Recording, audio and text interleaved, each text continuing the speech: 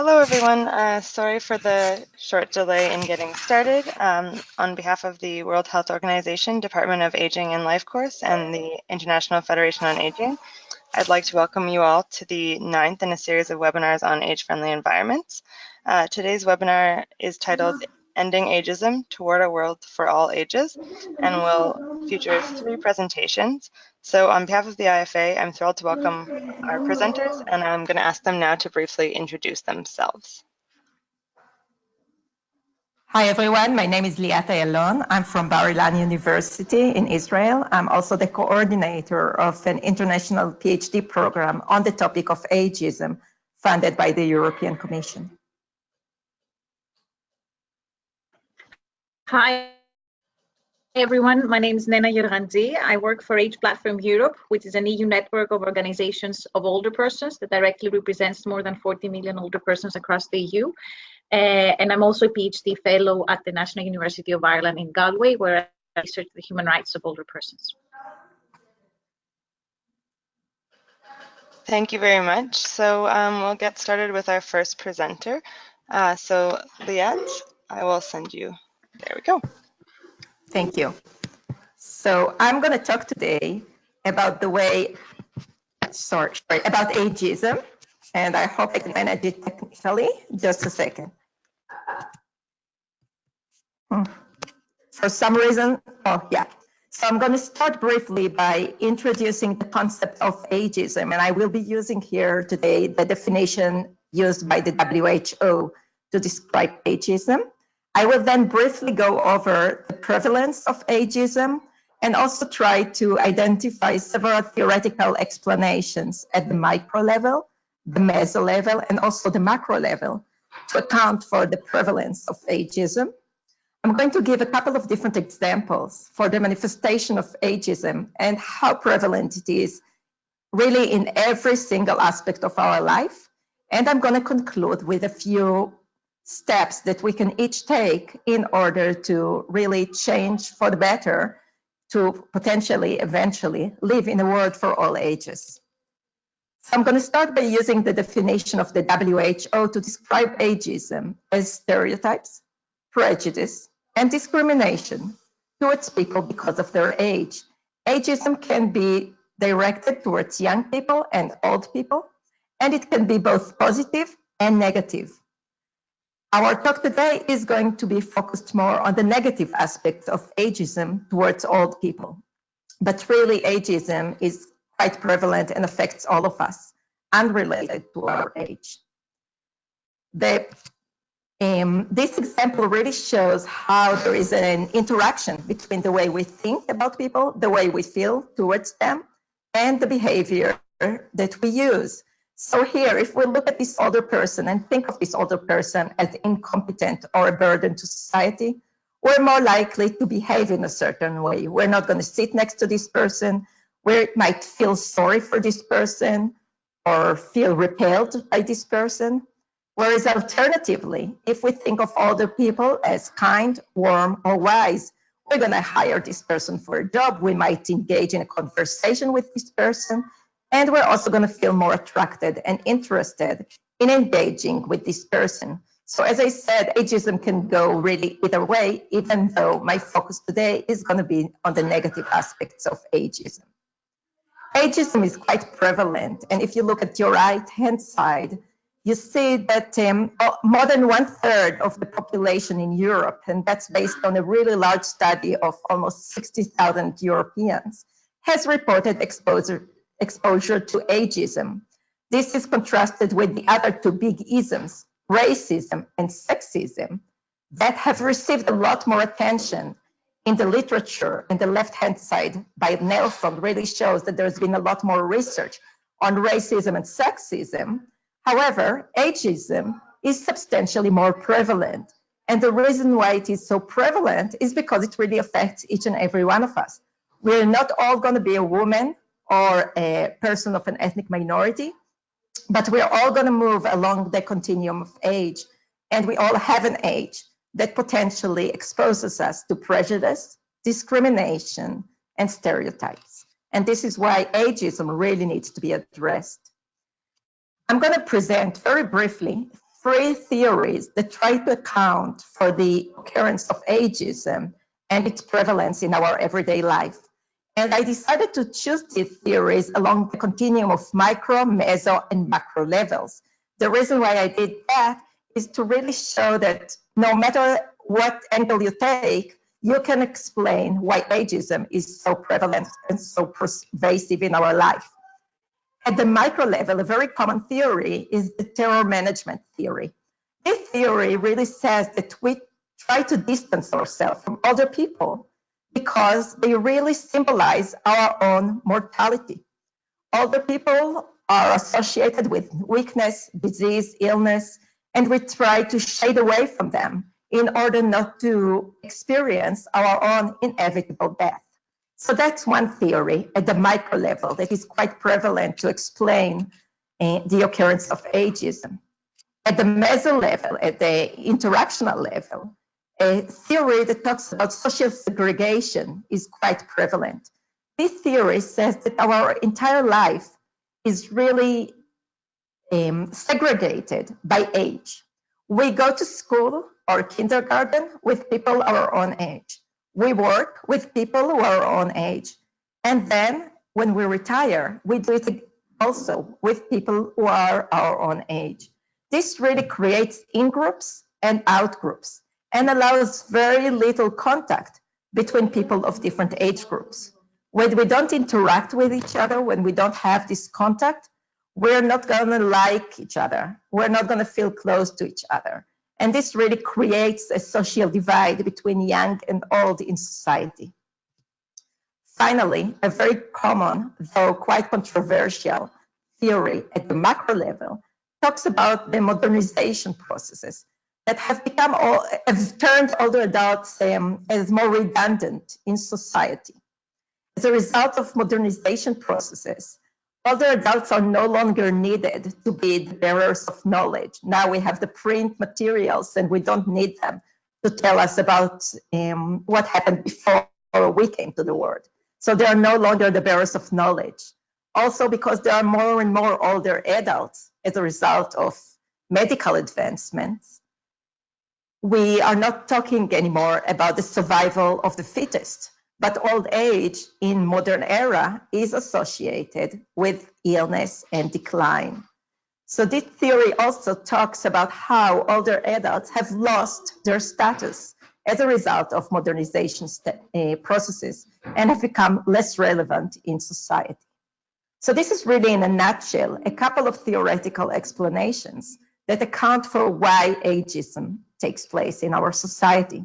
I'm now going to talk briefly about the manifestation of ageism. And specifically, I'm going to talk at the macro level, at the meso level, and the micro level, and try to show how pervasive ageism is and how it really affects each and every aspect in our everyday life. This is actually from the United Nations Declaration that took place 70 years ago. And here, if you look clear, you will see that one thing is missing. Even though it says explicitly, without distinction of any kind, such as race, color, sex, language, religion, political, or other opinion, national or social origin, property, birth, or other status, age is not an explicit part of the UN Declaration. 70 years later, it still is not an explicit part of the UN Declaration. And I believe Nena is going to mention that in her talk later on. But this is really a way to show how ageism is manifested at the macro level. When age is not an explicit part of a reason for non-discrimination, we have a problem. Another way to look at ageism at the macro level is to examine the way policy stakeholders, like the European Commission, for instance, talk about age and about old age. And if you look around, you will see that there are talks about the tsunami of aging or tsunami of caregiving. There are policy stakeholders who use the term dependency ratio or premature mortality to define people who die before the age of 70, but not after the age of 70. All these terms really create our own thinking and shape our thinking around age as a potential problem, as a potential dependency. And this is done at the macro level by people who might be very well intentional, but still they create a problem by defining age and old age as a problem. So this is another example how ageism is potentially manifested at the macro level. We see ageism also at the meso level. And this is based on a study that tried to visually see older adults in urban open spaces and examine how they interact with other people in their environment. What we found in this study was that there was a complete age segregation, whereas older people came to these places, to these urban environments, in order to sit down and potentially interact with one another. Though many of them did not create the interaction, they still remained in the urban setting for a long time. Young people, on the other end, were always on the move, moving from one place to another, and there were very few interactions between young and old in the environment. The only times that there was an interaction between young and old people in these spaces that we examined was when the old people were accompanied by caregivers. So this study really shows a split between young and old in our social environment, in our everyday built environment. Ageism is very high in the healthcare sector. And this book is actually written by philosophers. And I think that only philosophers have the courage to explicitly ask, do older adults have a duty to die in Europe because they consume so much of the healthcare costs? However, even if this question is not asked explicitly by healthcare professionals, it is addressed in a variety of ways. We know that older adults are less likely to receive expensive or innovative treatments for their conditions and are less likely to have an opportunity to engage in decision-making about their own medical conditions. We also know that older adults are often excluded from clinical trials, even for conditions such as dementia, which are substantially higher in old age. The following is an example of how social workers treat young versus old people. And this is based on a randomized trial that we did. We basically gave social workers one of two vignettes. And the only difference between the vignettes was the age of the woman. In one case, it was an old woman who was being abused by her husband, whereas another case was of a young woman who was being abused by her husband. Even though both cases were identical, social workers were more likely to indicate that the young woman was being abused by her husband. Nonetheless, social workers were more likely to choose a legal intervention for the older woman, whereas the younger woman was more likely to be kept in-house under the social care services. A different example from physicians shows exactly the same thing. Here we gave two almost identical stories to physicians. One case was a young person who was experiencing sexual dysfunction, whereas the other one was an old person who was experiencing sexual dysfunction. Both cases were completely identical with this one exception of age. Nonetheless, physicians were more likely to think that the prognosis of the young patient was better, and they were more likely to think that the young person was experiencing performance anxiety, whereas the old person was experiencing erectile dysfunction. This is despite the fact that in both cases, it was very clear that the person was coming in with a social issue. Physicians also were more likely to prescribe medication to the old person, whereas the young person was referred to therapy. So this really shows how physicians, social workers, and other healthcare professionals have this bias, ingrained bias, to treat young and old differently, even when this is not justified. Another example that is very common is in the workforce. And this can start very early. We know that people over the age of 40 have a harder time finding a job, have a harder time being promoted and receiving opportunities to go for additional training. And in many countries in Europe and also in Israel, we have a mandatory retirement age that explicitly states that over a certain age, you are no longer eligible to receive financial compensation, and you are expected to give your skills, abilities, and training for free simply because you have reached a certain age. In the media, we see an interaction between ageism and sexism, whereas old men are allowed to have wrinkles and gray hair because maybe it means that they are richer and more powerful. Women are expected to hide their wrinkles and gray hair and really attempt to look as young as possible in order to stay on the screen. Finally, each and every one of us has his or her own ingrained age stereotypes.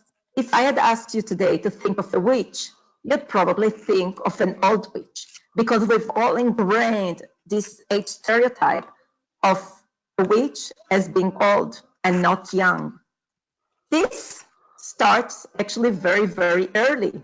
These paintings were drawn by kids in 3rd or 5th grade, and we can see that even at that early age, children have already internalized certain stereotypes of how older people should look like.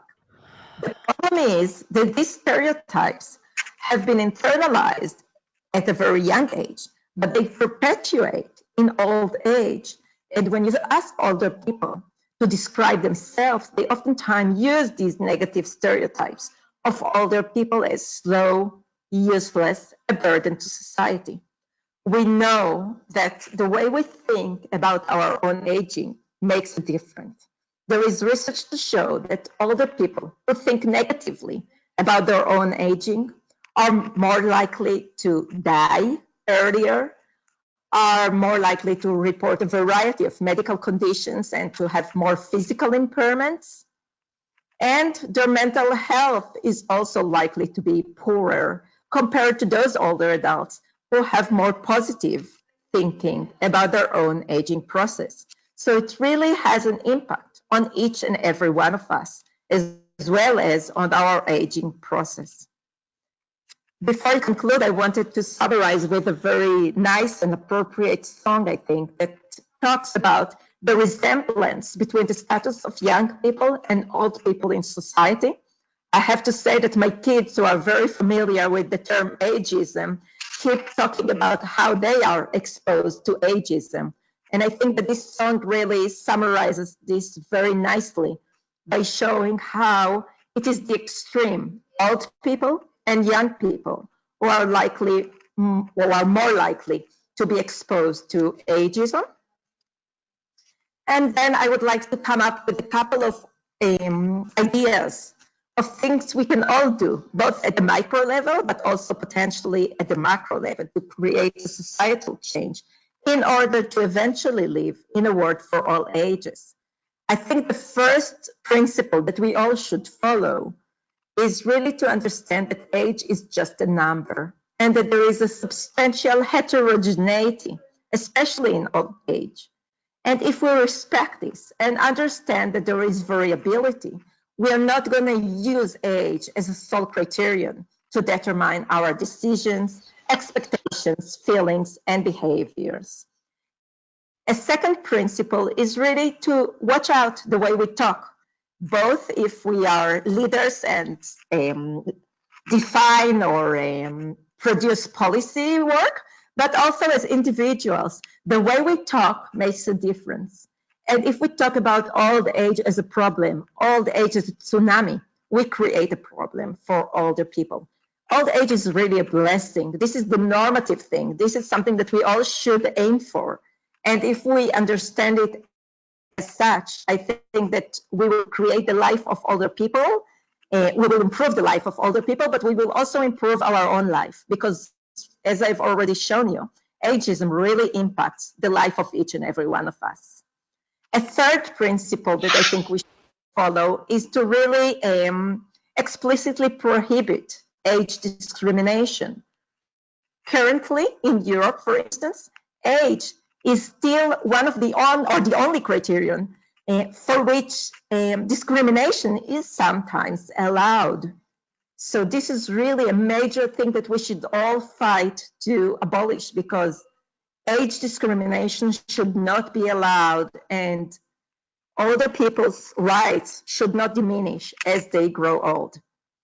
Another principle is really to understand that there are interventions that are effective in reducing ageism. We know that educational interventions and also intergenerational contact, if done right, can reduce ageism. So that's something to consider. And finally, the last point is really the importance that all of us will join the global campaign to combat ageism in order to change the way we think, feel, and act towards older people, and eventually live in a world for all ages. Thank you very much. Thank you, Liat, for that wonderful presentation. I'm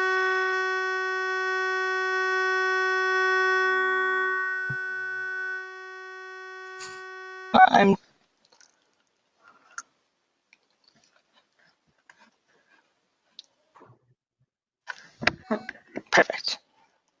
Hello. Yeah, just a sec.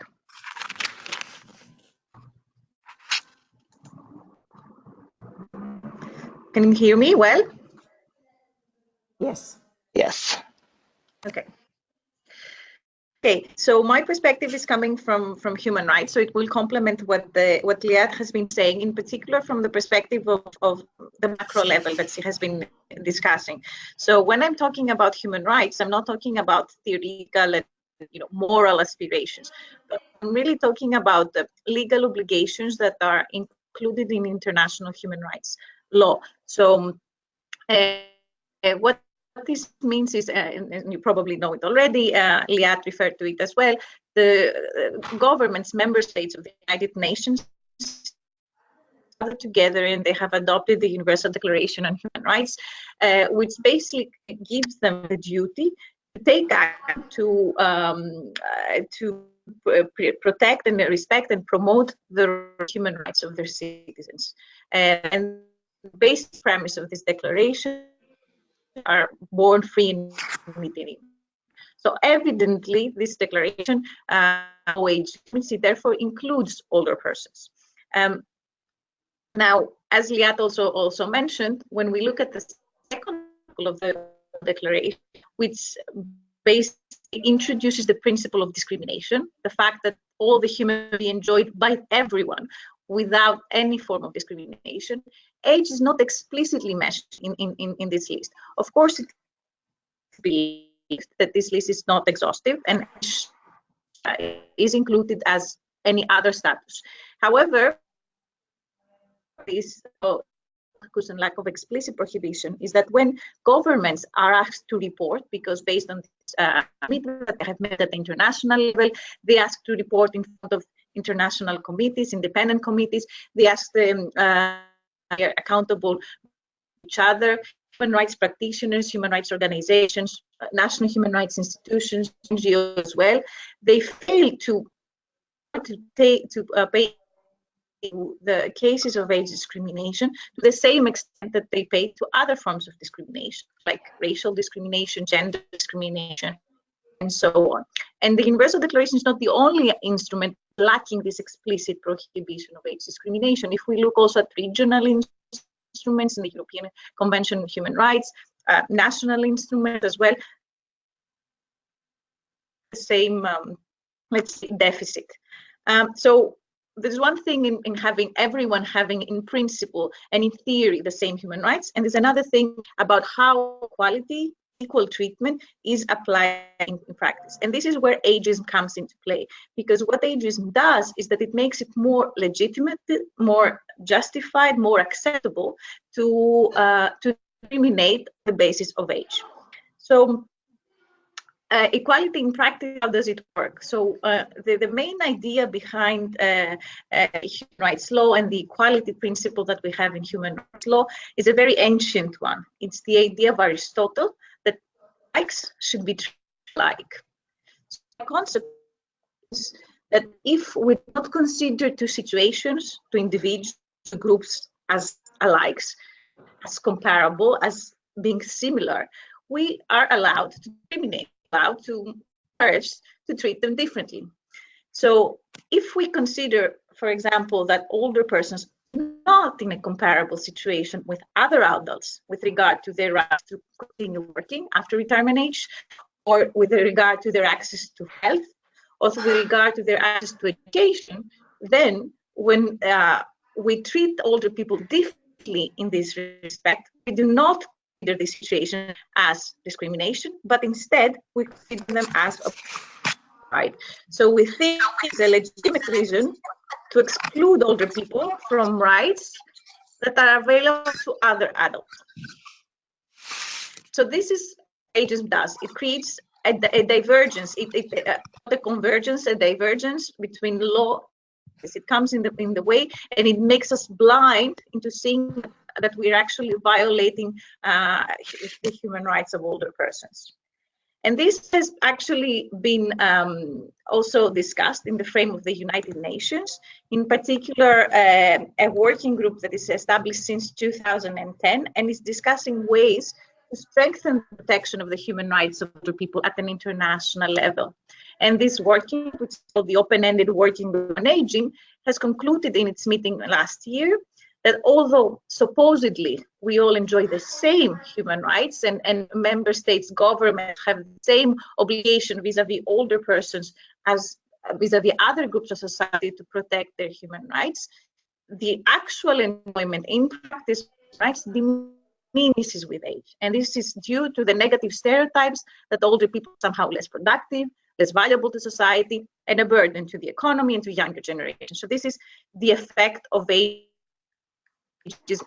enjoyment of human rights. So how concretely does ageism work? The first thing that it does is that it makes us accept situations that we wouldn't necessarily accept as normal for other age groups, to accept them as normal when these occur for older persons. We imposes different standards of treatment for older persons compared to other groups.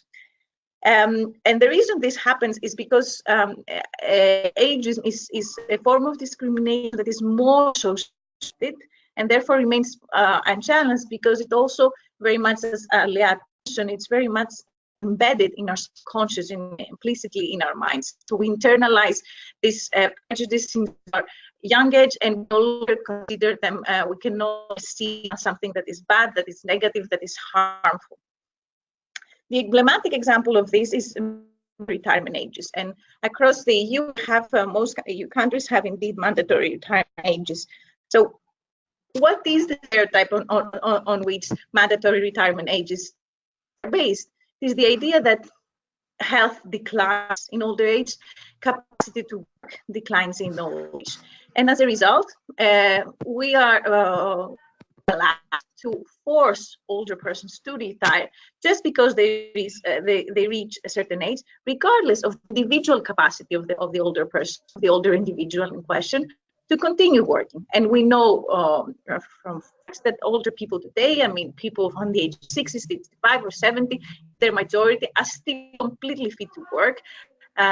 Mentally, we do not make this in this kind of laws between physically demanding work, for example, a kind of work that is more mental work. We do not make any distinction between the individual preference and will to continue working.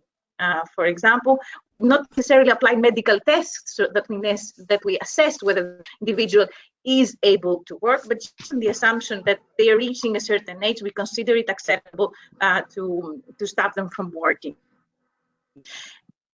Equality becomes very, very evident if we compare the situation of older persons with the situation of women. So in the 1970s, in Ireland, we're also asked to were forced to leave their jobs in public service once they got married. And certainly in other countries, policies and laws existed. But what has changed since then is that now we have a better context, we have an understanding that forcing women to leave their and when we do not ask men to do the same is a form of discrimination. Yet we have not yet grasped this idea that forcing older people to retire, whereas we do not force a younger person for some for some reasons because we consider them incapable of work. Instead, under law, we're people with disabilities younger age, and we provide them with reasonable adjustments in their working place so that they're able to continue working. But instead, we consider that just because you're an older person, you're unfit to work. The second example comes from disability, and here, and here I'm being very ironic, of course, but in many countries, if you're lucky to acquire disability, to have a stroke, an accident, and a chronic disease before the age of 60, you might have access to a relatively good system of which entails, for example, having access to a personal assistance, person that might be with you 24/7, helping you to get dressed, prepare your food, to go meet your friends, to work, to participate in community, participate in meetings. Or you might have also a mobility allowance so that you're able to buy a wheelchair or other assistive devices that are able, so that you're able to travel and move around. But once you move, if you acquire this disability at the age of 60, and regardless of the reason, many of these entitlements are just magically lost, and you're left at your own devices. You're left a lot of out-of-pocket payments. You need to rely on your family to bring care, and often you don't even have the choice to continue living in your own home, because the government might be saying, okay, we will give you some financial assistance so that you're able to access care, but this must provide within the home. So we see the differential treatment that is in laws and in policies that effectively limits the enjoyment of the right to people. Necessarily see this as a form of discrimination.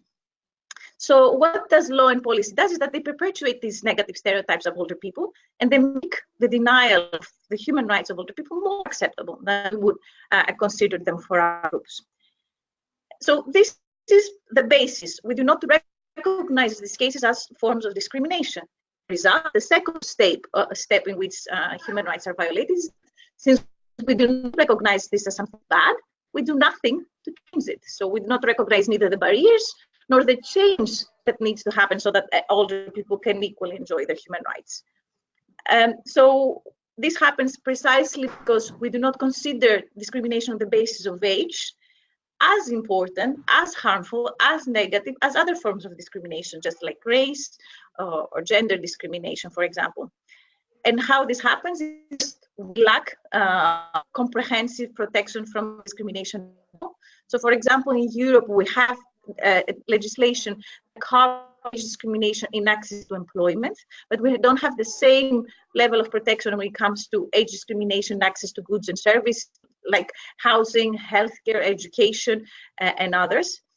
Legislation that we have already, the labor market includes many exceptions, which make it possible for employers and states to discriminate against older people, to exclude them from the labor market, to not provide them with equal chance professional training, fine, to impose forced retirement, for instance.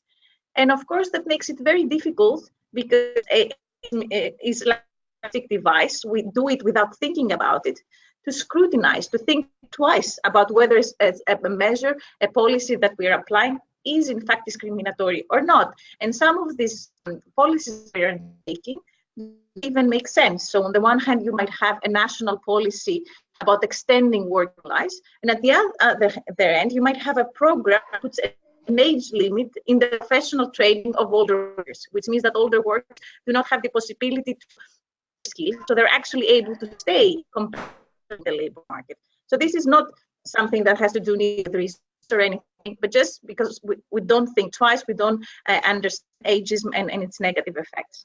And of course, we internalize these stereotypes, so we're less likely to claim our rights if we're victims of such discrimination. We lack information about age discrimination, where go to complain, the support to be able to bring some claims. And of course, these systems are also biased. They reflect the same bias that we have as individuals. And there are many examples of biased court rulings, and I'll just refer to one. So in Portugal, there was this woman who had to go to operation, a gynecological operation, and due to a medical error, the woman had some pain and she lost the sensation of her vagina. As a result, she could no longer have sexual relations. So she applied to the court. Now, what the court in Portugal said is that this woman, being 50 years old, just 50 years old, and just because she had had children, so she was no longer in reproductive age, she didn't have so much need for sex and sexual relations. Therefore, she judged the case in a different way, in a different sense. So she did not consider it right to have a sexual relationship the same way as they would consider the right of a 30 or 40-year-old woman, and therefore not compensate her in the same way. So we see that by ageism, we are failing also to protect those people who are victims of age discrimination. Now, what next? And this is where I will refer what we as civil society, as an NGO that is directly representing older persons, that is working with self-advocacy, is doing. So the first of a series of things we're doing is that we are actively promoting the idea of a UN Convention on the Rights of Older Persons. What are UN conventions? They're legally binding instruments that are agreed by states, often at the level of the United Nations, but also in the framework of organizations, where they make commitments to promote human rights. And at the moment, the United Nations have adopted, for example, conventions on the rights of women, children, and people with disabilities, but older people are still one of the very few groups vulnerable to discrimination that have not mentioned. And as I've said in the beginning, since we also explicit prohibition of age discrimination, this is problematic because we do not have the standards, we do not have the knowledge, we do not have the awareness and the tools to be able to fight discrimination. So what we call for as age, and of course, discrimination, such a convention will not solve all the problems on the ground, but it will create a little bit of an engine to change some things. Where we are now in the current, let's say, legal gap that we have is that we allow age to be consistently and systematically, age discrimination to be objectives consistently justified as something normal. So what a convention will do is that it will change the paradigm. It will say age discrimination is harmful, a form of discrimination, is a human rights violation, it has effects, and therefore it should be eliminated. So it will recognize both the ways in which older persons are discriminated in access to housing, to healthcare, to long-term care, all these examples that Liat and mentioned, but also making so that this stops in the future. So one of these things that we need to be doing, in fact, is to adopt laws and policies that explicitly prohibit age discrimination in all areas of life of older people. And then it will create an obligation for laws at the national level, but also will create other obligations. So, for example, to have trainings and awareness raising and other issues that can help also change the way society thinks around older age at the more meso and at the micro level. Second thing, and this is the last thing that I will be talking to you today, is that we are also undertaking at the moment, linking, of course, with the work of the World Health Organization on ageism, a global campaign against ageism. So the 70th anniversary Universal Declaration is celebrated this year on the 10th of December. And for us, this is a great reminder that human rights are equally valid for all ages. Human rights do not diminish with age.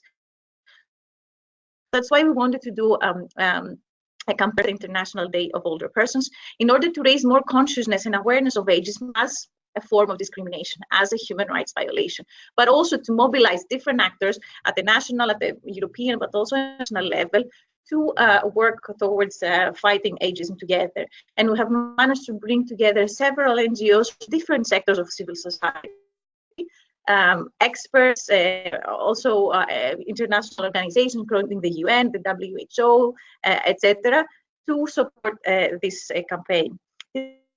Last, like I said, we're in the middle of it, and the idea is that that we do not only want to showcase ageism as something that is a minor issue that affects only a minority of people, but something that can potentially affect us all, but also illustrate the ways that ageism is affecting different groups of society in different contexts. So we look at ageism as it is experienced by women, by migrants, by people of a different background in context of care and abuse and elder abuse, for example. So I want to leave you with that, with the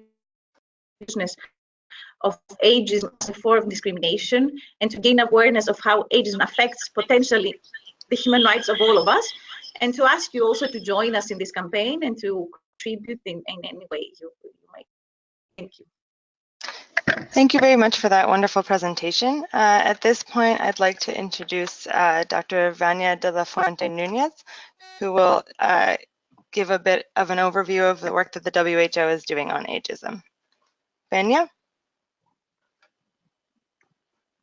Yes, can you hear me now? Yes, perfect. And can you see the slides on the screen? What yes. can you see on the screen? Yeah? Okay. Slides are good. So, can you see the presentation now? Full yes. screen? Or can you see the... There's the two, there's this first slide and then there's another slide on the side. Okay, so I have to change screens. So that I have to... No, it's really annoying.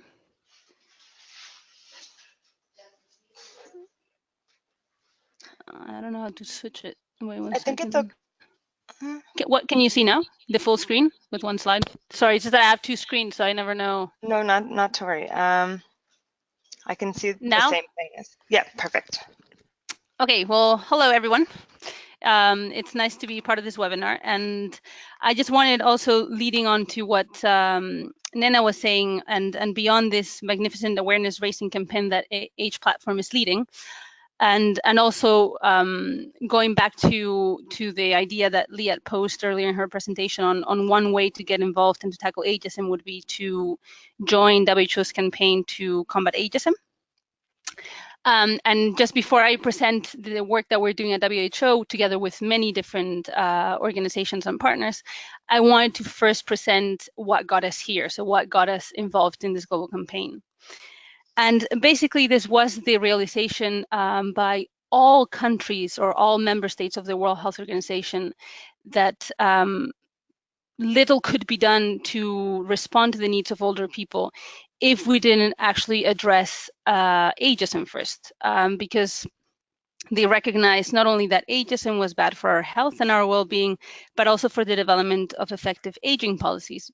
Because if we part from an ageist mindset, we're very unlikely to pose the right questions and to actually identify the right solutions to issues that may arise as we grow older. So basically what happened is that in 2016, the 194 member states of the World Health Organization adopted this global strategy and action plan on aging and health. And as part of that strategy and action plan, they called on the Director General of the World Health Organization to develop, in cooperation with other partners, this global campaign to combat ageism, with a view that this campaign would really benefit from drawing on existing local initiatives. And it's also important to emphasize that this is the first ever global effort to tackle ageism, which, as you may be aware, is actually more prevalent than racism and sexism today. So what we aim to do with this global campaign to combat ageism is to build a world for all ages by changing the way we all think, feel, and act towards age and aging. So that means actually tackling the three dimensions of ageism that Liat presented earlier. That's tackling the stereotypes that affect how we think about older people, also the prejudice that affects how we feel towards older people, and the discrimination that affects how we act towards older adults. And it also includes tackling ageism as it is expressed at the individual level, but also at the institutional level. And the campaign vision and goal that you see on the screen here have been the result of a broad consultation with both youth constituencies and organizations of older adults. Because even though at WHO we're mainly focusing on tackling ageism towards older adults, we want to be sure that this campaign is actually an umbrella campaign where we tackle ageism against any age group. Because as you heard earlier, ageism does not only affect one age group, it affects us throughout our life, albeit in different ways.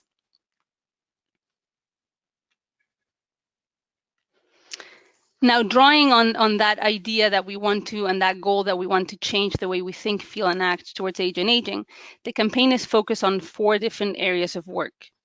First, we want to develop the evidence base for action. We want to inform every one of our steps on sound evidence so that we're sure to invest efforts where they're most likely to have an effect. The second area where we're working on is to build a broad coalition of stakeholders to drive change and to lead the way towards a non-ageist world. Third, we want to inform, advocate, and change the discourse around age and aging. And fourth, we're looking into optimizing policy responses and improving lives through targeted strategies. So let's look at each of these areas and what we're doing on each.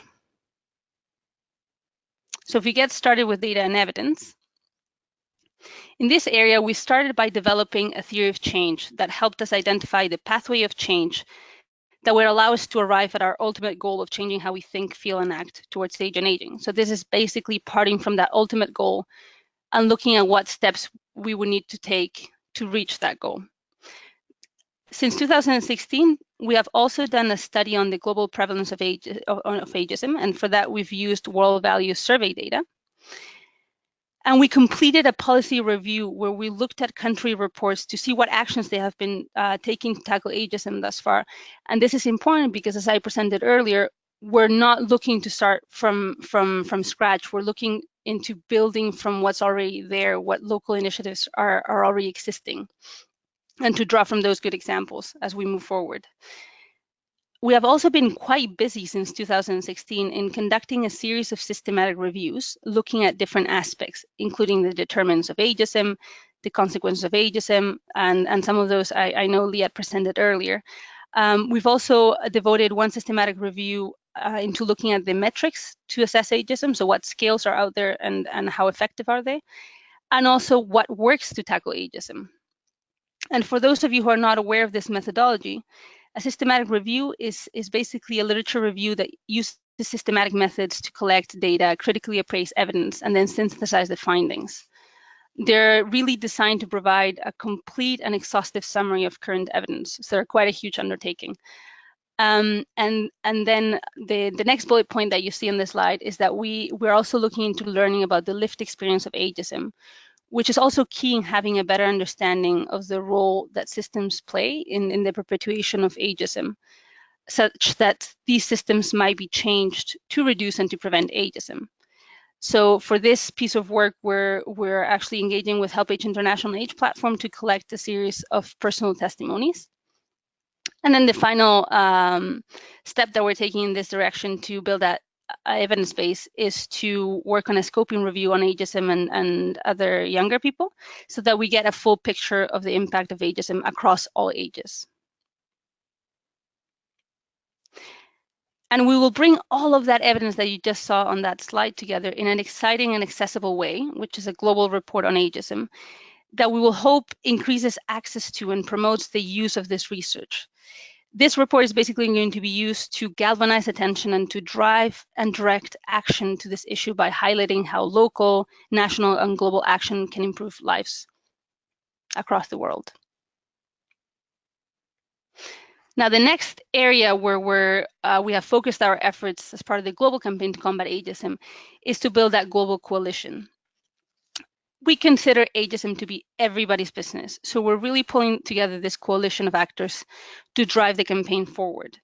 And to this end, we have established a core or steering group of experts that is helping us make key decisions at specific points in time, as well as a secretariat that supports our work moving forward. We're also conducting a stakeholder mapping to really understand who is working in this area, what are they doing, and how can we build on what they're doing and identify synergies for future collaboration.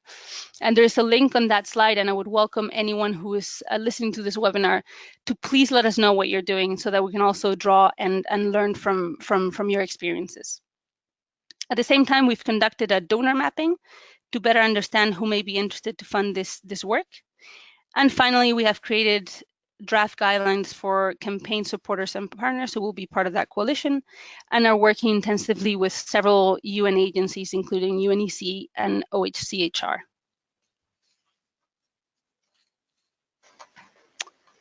As a third area of work for the global campaign to combat ageism, we're looking into raising awareness. As I was saying earlier, we're looking into informing, advocating, and changing the discourse around age and aging. And for that, what we have done thus far is to first understand how others have raised awareness on this issue. And for that purpose, we have done this review of existing or ongoing campaigns to tackle ageism. So we've looked at 3 national or regional campaigns that are the main ones that have been happening in the past few years, which include Get Old, which is a campaign driven by Pfizer, Disrupt Aging, which is being led by AARP, and then finally Take a Stand Against Ageism, which is under Help Age International. At the same time, and because we also wanted to learn from local initiatives or campaigns, we have also reviewed 6 local campaigns, including initiatives taking place in Australia, in Canada, in Italy, Spain, and the United States of America. And this is coming to an end, that review, so hopefully we'll be able to share the findings with you. To also raise awareness, we have updated our website at WHO to really present what we're doing on the campaign and what we will be doing in the coming months.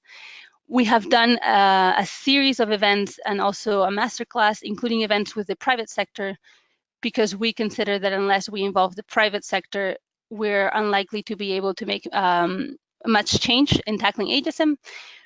We have identified and tested a series of hashtags that you see here on the left-hand side of the slide, and that we would welcome you to start using as you engage in this topic. We're also creating a language guide to improve the way that people refer to older adults, for example, and to avoid sayings like the gray tsunami that Liat was mentioning earlier in this webinar.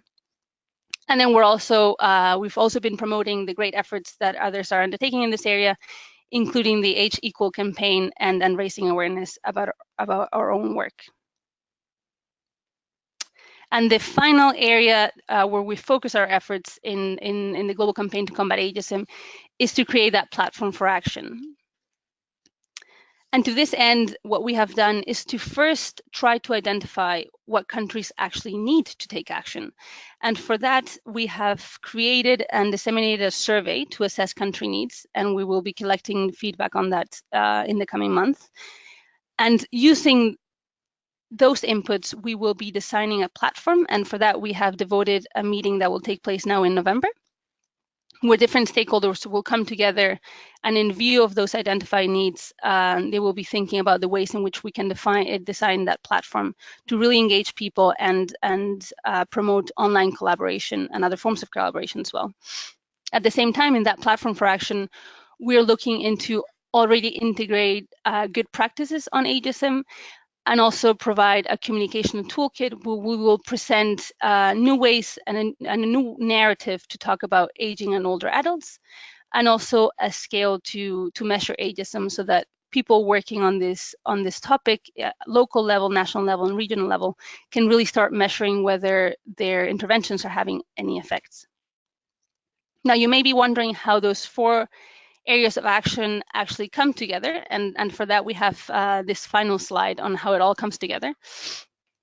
And basically, if I can drive you through with my mouse, if you can see it on the slide, it all started, as I mentioned earlier, with that global strategy and action plan on aging and health, which was adopted by the 194 member states of the World Health Organization in 2016.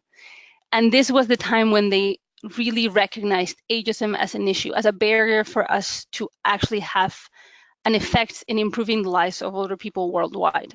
This sparked interest and led to the development of that evidence base. So to really conduct all the research that was needed to see what could be done and what could be effective in tackling ageism.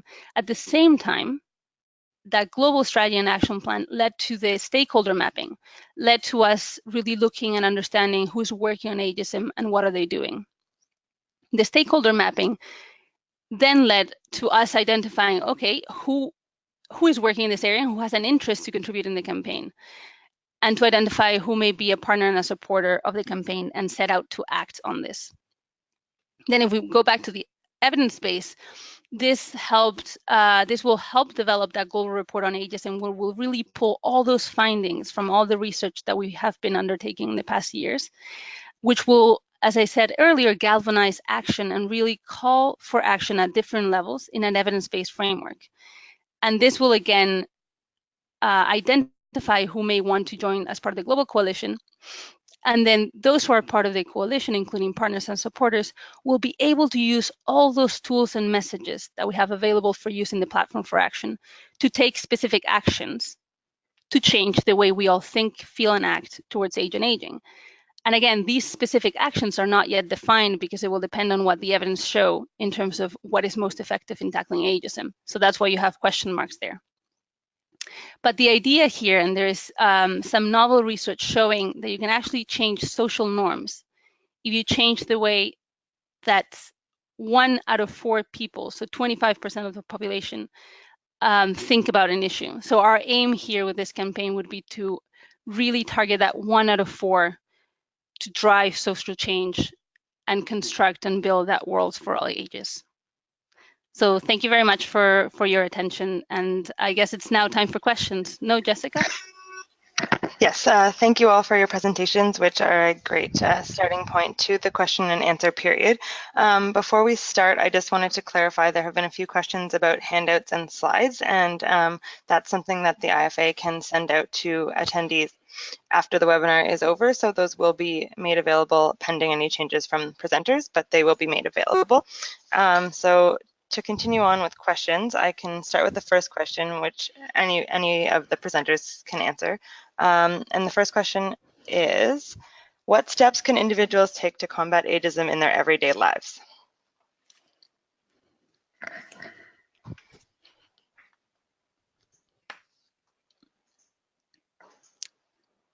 I'm happy to start answering. Sure, that would be great. I think one very important first step that I would recommend anyone to take is to first become aware of your potential ageist biases, because we all have them, and it takes a while, I think, to actually start realizing and keeping those checks and balances on oneself. And some tools that we find useful to help us identify those biases is to, for example, take either like an explicit attitudes test towards aging and older people, or even those implicit tests that are available. So for example, we have 2 available on our website. And this is one simple action that can really help you keep yourself in check and also start identifying those instances where you see ageism taking place around you. Great, thank you. Liat or Nina? Well, I think that I agree with what Vanya had said. I would say that also maybe be very aware of the fact that, as I said before, there is an age segregation in our society and in our everyday life. So maybe one way would be to try to really bridge between different age groups and to reach out to people who are not necessarily your own age, explicitly thinking and realizing that the division creates a divide between the generations. Yeah, and my comment is actually adding on to that. I think that we should start by stopping of thinking of older people as some different and as others, but need to be thinking of older people as ourselves, and not to be talking about older people as them or as a special group, but rather think of us and think of how ageism is affecting us, and not thinking of how it affects a separate group in society. Great, thank you. Okay, the next question is, how do you see the measurement of frailty as contributing or combating ageism? Well, I think that frailty has to be disjointed from old age. I think that this is a separate concept. And as long as it is a separate concept that may or may not relate to or that relates to the people of different age groups, then it's fine. But once you make a connection between age and frailty, I think it certainly builds up and creates ageist perception of older people as frail. And one topic that I tried to emphasize in my discussion today was that there is a lot of heterogeneity in old age. So it's certainly that not all of us are going to be frail as we grow old. Some will, and that's part of life, and some will not, and that's also part of life, and we have to really acknowledge that. Yes, I agree with what Leah was just saying. I think it's important to recognize that the stereotypes that we have of older adults are stereotypes, and a common stereotype that we see today is that every older person is frail and dependent, which we know from evidence that is not the case. So I think it's important to recognize, as Leah was saying, the diversity seen in older age, but also not to forget that there will be a proportion of older adults who may be frail and dependent.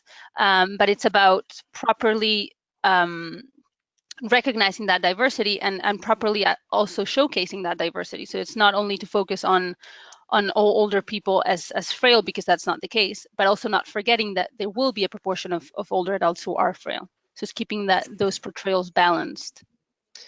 Absolutely, and I think you make a very good point there. So, Nina, this question was directed towards you, and it was, how can small NGOs in Africa partner with Aging Equal? Okay, thank you for your interest in the campaign. I think the best would be to go on our website, which is www.aging-equal.org. You will find information about the campaign, but you will also find a contact form where you can contact us, and we can further give you information about how you can contribute to the campaign, possibly with testimonies and examples of ageism within your country, or even good practices of what you may be doing to fight ageism. So just go into our website, and there you will find all the information that you need, and do not hesitate to contact me also directly if need be for more information. Thank you. And similarly, Vanya, there was a question directed towards you about the language guide and when that might be available. We hope that to be fully available early next year. So we will definitely post it on our website and disseminate so that people can start using it. And it includes, again, which words and which framing to use generally when we're talking about this issue, but also how to have that balanced portrayal of older people and aging through images. So we hope that people find that useful. Great, thank you. And so I'll just go with a couple more questions, and then so everyone's clear, the rest of the questions will be gathered and sent to the presenters. So there will be opportunities for more answers and more conversation. But the last couple of questions are, what are some good practices around combating ageism that you've uncovered to date?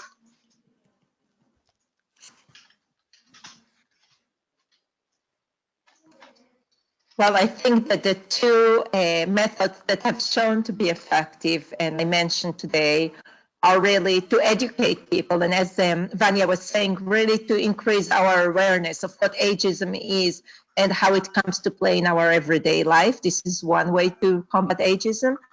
And another method that we know that has been shown to be effective is really the intergenerational contact. But again, I think that contact has to occur in a certain way, and there are studies and there are guidelines of how this contact should be initiated. It's not that one group comes over to help the other group. It's really groups that are on an equal basis, and then eventually out of two groups there will be one group of intergenerational contacts of people of different age groups.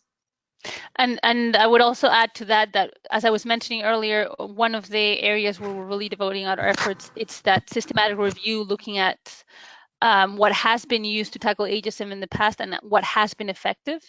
And the results of that systematic review, which, as I mentioned, is really looking at all the evidence that is existing on that area, will be coming out within the global report on ageism, which we will hope to publish next year. So please do keep checking our website for updates as they come. Okay, thank you. And then the last question was about joining the global campaign and how to get involved. And I think you sort of answered that, but if there's any just other things that people can do before we close off, then that would be great. Yes, I mentioned earlier in the presentation, the main thing right now is for us to get to know what you're doing and the areas where you might be interested to contribute, so that we can partner up and then find synergies and see how we may be able to work together in the near future. So I believe a link was sent to the mapping that we're currently doing on the chat that is part of the webinar.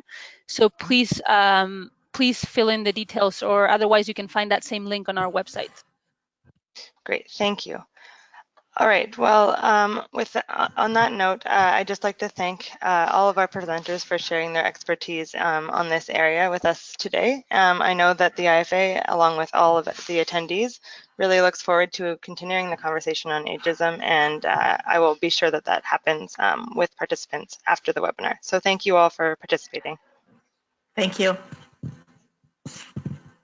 Thank you. Thanks.